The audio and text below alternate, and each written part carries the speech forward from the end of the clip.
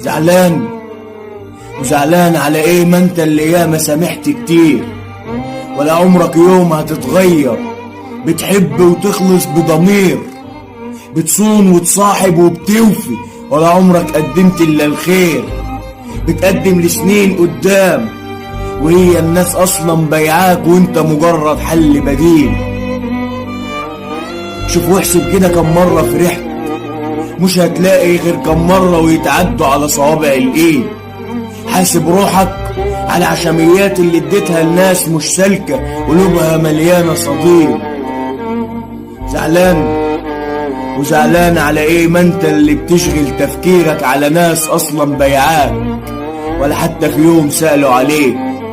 روح واسأل قلبك هيقولك انت اللي سامحت وعديت، انت اللي اتعشنت فبكيت. العيب مش عند اللي بيغلط، ما هو اصل ده